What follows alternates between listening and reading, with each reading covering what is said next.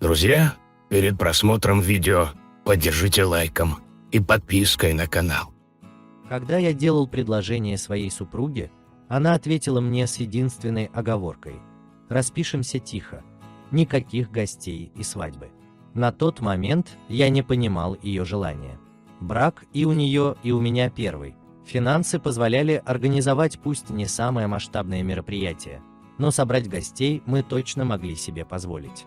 Однако мое желание взять в жены эту женщину было слишком велико, и я не хотел докучать ей расспросами. С моими родителями Лера была знакома давно, в то время как с ее мамой я разговаривал только по телефону. Отец Леры работал дальнобойщиком и постоянно был в разъездах. Незадолго до регистрации Лера все-таки решила познакомить меня с мамой лично. Однако встречу пришлось переносить 2 раза, так как теща оказалась крайне занятым человеком. Меня откровенно нервировало то, что сообщала она об этом уже тогда, когда мы накрыли на стол, или, например, ожидали ее в кафе. Таким образом, мы действительно расписались тихо и без каких-либо гостей, как и хотела Лера. На работе я отметил событие, накрыв стол для коллег-адвокатов, которые пусть и не поняли нашей скромной церемонии, но напились в конце дня с удовольствием. Спустя 2 месяца нашей совместной жизни случилось невероятное. К нам в гости все же пришла теща. Лера показывала мне фотографии своей мамы, и я понимал, как выглядит моя теща. Но когда Ирина Михайловна пришла к нам, оказалось, что фото очень искажает реальность. Это была невероятно хрупкая женщина. Если бы я увидел ее, будучи невежественным школьником, то непременно отметил бы, что это прекрасный экспонат для изучения анатомии. Действительно, смотря на нее, мне казалось, что я без проблем могу сосчитать ее ребра, ее позвонки. Несмотря на то, что Ирина Михайловна была достаточно молодой женщиной, голова ее была фактически вся седая. А вот резные брови и ресницы, наоборот, были цвета вороньего пера. Когда мы приступили к ужину, поначалу было достаточно неловко. Не находилось общих тем разговора, Лера периодически отдергивала маму. Но спустя полчаса вино сделало свое дело, и мы все немного раскрепостились. Ирина Михайловна оказалась невероятно интересным собеседником. Она так много знала и так о многом молчала. По образованию теща была музыкантом, но, выйдя замуж, посвятила себя семье. Когда муж был в поездках, она преподавала вокал детям на дому. А под конец вечера, уже изрядно раскрепощенный, я начал просить у тещи, чтобы она что-то спела. Боже, этот голос до сих пор стоит у меня в ушах. В какой-то момент я почувствовал себя принцем Эриком из диснеевского мультфильма «Русалочка». Буквально влюбился в голос тещи. Я отвернулся и закрыл глаза. Теща пела романс. Голос будто обволок меня. Мне казалось, что ноты романса окружили меня и оказывают на меня расслабляющий эффект. В какой-то момент я ощутил себя лежащим на мраморном горячем песке, а ноги мои нежно ласкают волны. И вдруг к моей руке своим бархатистым крылом прикоснулась волшебная фея и как заорет: «Ты что, заснул, что ли?» Это так моя любящая жена вернула меня в реальность, из которой я выпал во время великолепного пения моей тещи. На следующий день я полдня на работе слушал тот же романс, но уже в исполнении товарищей из интернета, и понимал, что теща своим исполнением затмила даже оригинал. Время шло, с тестем мы так и не виделись, а вот с тещей поддерживали отношения, хоть и встречались не так часто, как мне хотелось. Я все время просил ее что-нибудь исполнить, и каждый раз погружался в тот нереальный и великолепный мир грез. Однажды теща задержалась у нас дольше обычного, и я предложил ей остаться у нас на ночевку. Не понимая, что такого ужасного я сказал, я стал свидетелем фактически истерики Ирины Михайловны. Она твердила, что ей нужно домой, что у нее очень срочное дело. Я отвез ее домой и наконец-то увидел, где живут мой тесть. Ирина Михайловна буквально вылетела из машины, даже не попрощавшись. На следующий день я решил узнать, все ли в порядке у тещи, и заехал к ней после работы. Узнав у бабулек, сидящих на лавочке возле подъезда, в какой квартире живет Ирина Михайловна, я позвонил в дверь. Шок и ужас. Вот что я испытал, когда теща открыла мне дверь. На какой-то миг я подумал, что ее сбила машина. Однако после мужской брани, доносящейся с кухни, Картинка в моей голове наконец сложилась. Я забрал тещу к нам, где она мне все и рассказала. Ну а потом я представлял ее интересы в суде, который мы, собственно говоря, выиграли. За это время мы так сблизились, что я не представляю, как раньше мы жили без нее. Вернее, как я жил без нее. Я часто бываю в гостях у Ирины Михайловны, у разведенной, хрупкой женщины с ангельским голосом. Есть только одно «но». Да я все так же погружаюсь в мир ее великолепного пения. Меня также охватывает тепло и чувство слабости. До меня дотрагивается фея своим бархатным крылом. Но фея не кричит на меня, и зовут ее Ира. All right, everyone's presentations are done. Nick, the manager, said as he tried to move the discussion forward. Excuse me, I haven't. I recently found out something. Nick interrupted me and began to speak. There's apparently someone in this department who didn't graduate high school and is just a part-timer. Meetings should be for employees only. Absolutely right. His lackey, Mike, of course, agreed with Nick. I'm leaving. After leaving the meeting room, I started to shut down my computer. I noticed that an email had arrived, not in my personal inbox, but in the company's shared email. Thinking, there's no point in speaking up, no one will listen, I went home quietly. The next day, I heard a commotion from Nick's desk. He was staring at his computer screen, his face pale. Nick? Is something wrong? Mike looked at the screen with him. And he turned even paler than Nick. Why is he so angry? Knowing the reason for Mike's distress, I thought to myself, serves them right. My name is Adam. My mother passed away when I was in the 9th grade, and I was raised by my father. Well, you could hardly call it being raised. After my mother passed, my father changed. He drowned his sorrows in alcohol, and though he still went to work, he squandered our living expenses on horse racing. Because of that, I had to start working part-time as soon as I entered high school. Every month, I went to the convenience store with bills in hand that couldn't be auto-deducted from my father's account. Even though I endured it because I didn't want to be alone, I reached my limit in my 2nd year of high school and dropped out. I found a live-in job at a distant inn. Thank you for everything. The day I left home, my father, still staring at the TV, spoke. Take care. That was our last conversation. Back then, 18 wasn't the age of majority, so I needed my father's permission to work, and I couldn't hide my place of employment. Yet, my father never visited me even once. I kept working just to survive, and before I knew it, I was 42. Years of hard work paid off, and I was transferred to the headquarters. I was thrilled to be recognized by the company, as I thought I'd be working in the field until retirement due to my lack of formal education. Listen up. Our work can change the future of our employees. Don't drag us down. On my first day after the transfer, Nick, dressed in an expensive suit, spoke sternly. There was a reason for this. Our inn was located in a prominent tourist destination, known so well that everyone in the state could sing its commercial jingle. At its peak, we had 5 locations within the state. But that was long ago. Due to financial difficulties and aging facilities, only the place where I had worked for many years and the original establishment remained. I was prepared to lose my job anytime, but now there was a glimmer of hope. With the rise of social media, the tourist area where the inn was located started gaining attention again. Depending on how hard the sales department, where I was transferred, worked, we could either thrive or be forced to give up this prime location to the new hotel chains continuously popping up. For Nick, who had switched careers from another industry to strengthen our sales, this was a battle he couldn't afford to lose. I understood why he had to be strict. I will do my best. Nick sneered at my enthusiastic declaration. Did you not hear what I said? I'm sorry.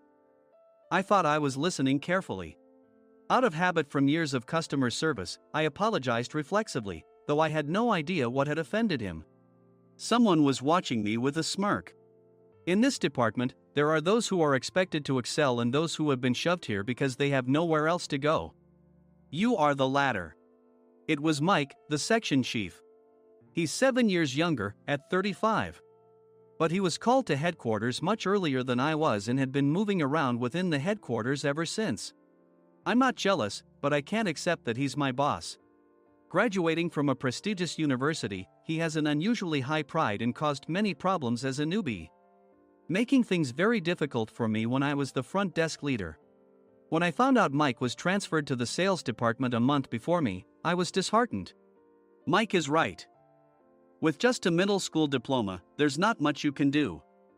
Don't even think about achieving results. As if I didn't exist, Nick remarked, "I'm thirsty." Mike eagerly ran to the coffee maker. It seems Mike is Nick's lackey. I regretted being happy about my transfer to headquarters, wishing I had stayed on site forever. Send a direct mail to every company on this list by the end of the day. Nick only assigned me tasks that even a new graduate could handle. What? There are over 1,000 companies. You want me to send to all of them by today? Yes, if you and your fellow misfits split the work, even those with nowhere else to go should finish by today. I glanced at the employees typing away expressionlessly. They were worn out from customer service, only thinking about leaving on time, or were women reassigned after having children, with zero motivation for work. Even Sam, a new graduate from the same university as Mike, who was supposed to be among the expected achievers, had no enthusiasm for the job, having joined the company wanting to do customer service. "I don't care what they say, I plan to quit any time," he said. Only Nick and Mike were highly motivated, making all the decisions between the two of them. I originally only wanted to work at the inn to survive and had no particular attachment to this job. I swallowed my words, thinking I had no right to reprimand them. About a month after the transfer, Nick told us with a frustrated look, "To commemorate the 50th anniversary, we've decided to create a plan exclusive for one group per day." Originally, Mike and I were supposed to come up with it, but our president, Mr. Thompson, insists on hearing everyone's opinions. "So, you all get a chance." As Nick explained, Mike began handing out prints. Make sure not to embarrass Nick. If your ideas are half-baked, you'll have to redo them. It seemed that they had printed his handwritten notes by Mr. Thompson, which included several questions and a section for free responses. It made sense why Nick had to seek our input, given that all responses had to be submitted to Mr. Thompson. We were given a week to think about it, and a meeting was scheduled to compile our ideas. My plan is to let guests enjoy both the old and modern America. Nick began the presentations. Guests would watch a master confectioner at a nearby traditional sweet shop make sweets in front of them. The welcome drink would be premium tea in a bottle. Nick's plan was certainly attractive. After his presentation, Nick called on us to present in the order we were seated. Just as I stood up for my turn. "All right, everyone's presentations are done." "Excuse me, I haven't.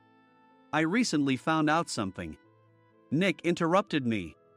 "There's someone in this department who didn't graduate high school and is just a part-timer." He was likely talking about me. I joined the company as a part-timer and was made a full-time employee when I turned 20. That was 20 years ago, so Nick and Mike probably had no chance to know until recently. Meetings should be for employees only. Absolutely right. After that, Nick kept creating opportunities to solicit everyone's opinions, purposefully excluding me from speaking. The meeting unexpectedly heated up and went past the scheduled end time. A few people asked to leave, and the discussion continued with the remaining few. "Still here?" Normally, you'd leave in that situation. Though I had no attachment to the job initially, hearing kind words from customers made me want to make them happier. For someone like me, with nowhere to go, the inn was my home and customer service was my life. I felt pathetic about my current self. "I'm leaving." I left the conference room and started shutting down my computer. I noticed an email had arrived, not in my personal inbox, but in the company's shared email. Thinking no one would listen to what I had to say anyway, I quietly went home. The next day, while preparing the DM as instructed, I heard a commotion from Nick's desk. In his haste to stand up, he hit his knee on the desk. He stared at his computer screen, his face pale. "Nick, what's wrong?" Mike, thinking he should be the first to rush over, approached Nick while still wearing his coat. He peered at the screen with Nick. And he turned even paler than Nick. Why is he so angry? Who is responsible for this company? Nick, more irritated than ever, asked, and Mike answered without checking. "Probably Sam." Sam wasn't there because he was attending a morning training session for new hires. Nick gave up on getting angry and returned his gaze to the screen. They were looking at an email that arrived right after the end of the working day yesterday. Apparently, no one, including me, had checked it before leaving. The email was from a large company that used us for their annual employee trips. The president and executives of that company also frequently used our services personally. President of the company, Mr. Mason himself, had declared that neither he nor his company would ever use our services again. Well, some companies cancel their employee trips or stop using our services due to financial struggles. Let's just move on. Mike kept wiping the sweat from his forehead with a handkerchief. Knowing why Mike was so agitated, I quietly watched their interaction. Do you know how much revenue we get from that company? We can find other guests to fill the rooms, but we'll lose the banquet costs, gift shop revenue, rental car fees, and more. Moreover, the gifts were supposed to be prepared by the traditional confectionery shop involved in Nick's proposed plan. If it's known that we incurred such a huge loss at this critical time, Nick's position in the company would be jeopardized. Nick took a deep breath, seemingly trying to calm himself. All right, Mike. Go to New York right now and apologize to Mr. Mason. What? You're coming with me, right? I have urgent work to do. I trust you, which is why I'm entrusting this to you. Please. Mike, believing Nick's sincerity, agreed with a determined look on his face, saying, yes. That's Nick for you. Even if Mike went to apologize, Nick would shift all the blame onto him if the client didn't change their mind. Well, it was Mike's fault to begin with, so it served him right. About 3 hours later, Sam answered a call from somewhere and repeatedly apologized, saying, I'm very sorry. Everyone watched to see what was happening. After ending the call, he informed Nick with a weary tone. When Mike arrived at the client's company, he only made things worse, further infuriating Mr. Mason. He was demanding, get his boss here immediately. It was no wonder Sam was exhausted, dealing with such a call right after returning from training. What is that idiot doing? All right, Adam, you're coming with me. If sacrificing Mike didn't work, then I must be next. Normally, I'd want to refuse at all costs, but I saw an opportunity in this situation. If I can be of assistance, I'd be happy to join you. I immediately followed Nick, and we flew to New York. When we introduced ourselves at the reception, it became clear how serious the situation was, as the receptionist personally escorted us to the president's office. Angry voices leaked through the door, making both Nick and me uneasy. Excuse me. I'm Nick, the supervisor. I understand my subordinate has caused you trouble, and I deeply apologize. Nick, with his experience in the corporate world, knew enough to offer an apology before excuses. However, his customer service skills left much to be desired. I sighed as I saw Mike trembling like a small dog in the corner of the room. What kind of training are you giving your subordinates? Mr. Mason glared at Nick with a red face. The intensity of his gaze made even Nick take a step back. Regrettably, I joined this company only 2 years ago and was unaware of Mike's issues. I should have identified his shortcomings sooner. Indeed. I should have realized sooner. No sensible person would come to apologize and then give a lengthy presentation on the drawbacks of not using their in. Nick froze, his mouth slightly open. Suspecting the worst, I picked up the documents that had fallen to the floor. It seemed Mike hastily prepared these documents on the plane, listing the disadvantages. Disadvantage 1: if you change the venue for the company trip, employees might suspect it's for cost-cutting reasons, leading to a negative impression. Reading it aloud half-jokingly, Nick snatched the papers from my hand and checked the contents with a furious expression. Among the stack of documents was a receipt from a nearby convenience store's copy machine. I felt a pang of dread, hoping he hadn't shown the receipt as well. What do you think he said when I asked what kind of nerve he had to do this? I'm very sorry. Faced with the dire situation, Nick must have thought there was nothing left to do but apologize. In a voice smaller than I'd ever heard from him, he uttered words of apology. He said, I'm a Harvard graduate. I don't believe I said anything wrong. Mike, what have you done? Forgetting his plan to pin the blame on Mike, Nick yelled loudly, even in front of Mr. Mason. I didn't do anything wrong. You're still saying that? Look at him. Mike pointed at me with a shaking hand. I was assigned to headquarters in my 20s and now I'm a section chief. This guy only made it to headquarters at 42. Everything I've done proves I was right. So why are we losing the contract? Having said his piece, Mike collapsed to the floor. Of course. You were sent there because you had nowhere else to go. Mike never expected to hear such words from someone he looked down upon. He lunged at me, and Nick hurriedly stepped in to stop him. Mr. Thompson told me Mike is a quick thinker, and to take good care of him. There's no way he was pushed aside. Don't make things worse here. He didn't say quick thinker, he said only quick-witted, didn't he? I don't remember that part. I recalled the many troubles Mike caused when he was a newbie. When Mike was on the front line, his pride was so high that he never apologized to customers. Customer service, especially in our job, doesn't work alone. It brings both good and bad situations. If the front staff or housekeepers made mistakes, or the cleaning company didn't properly clean a room, one had to apologize to the customers regardless of personal fault. Mike, in such situations, would never apologize, insisting he wasn't at fault. This often angered customers, and as the front desk leader, I frequently had to apologize on his behalf. He caused complaints and disrupted operations, which is why he was quickly moved to headquarters. In departments where he didn't interact directly with customers, his quick thinking was beneficial and things went well. But it seemed his flaws were starting to show. Corporate reservations are supposed to be entered into the system by the sales representative.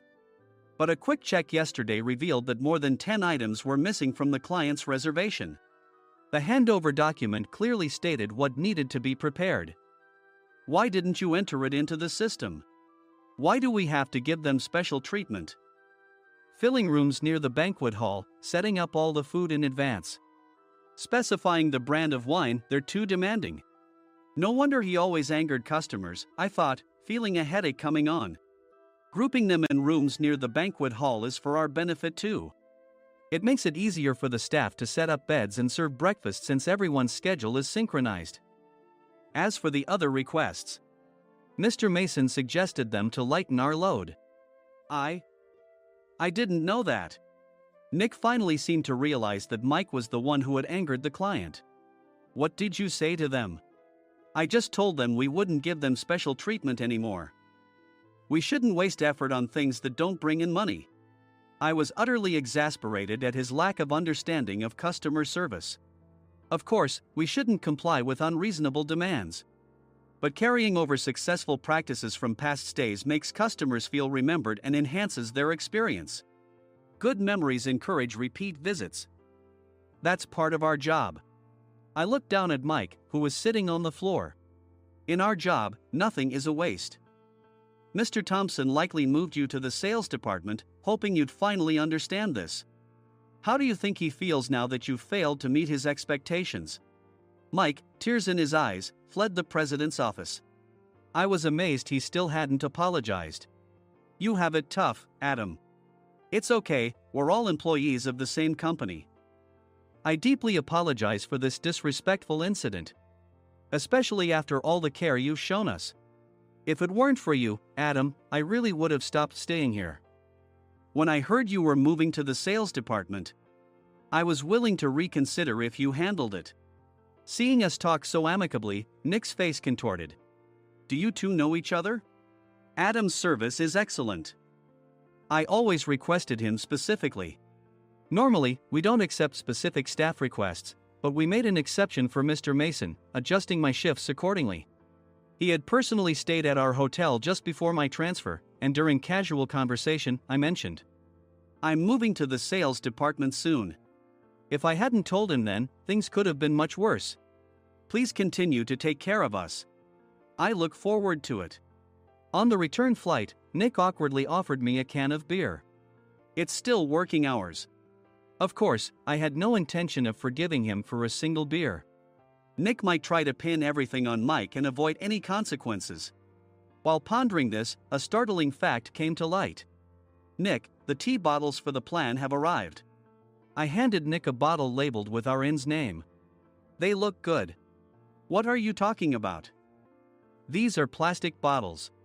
I had assumed we would use the trendy, high-end bottling tea.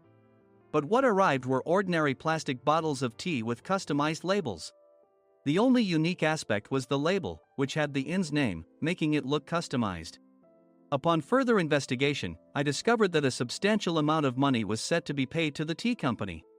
It was priced like bottling tea. Does this plastic bottle really cost $100 each?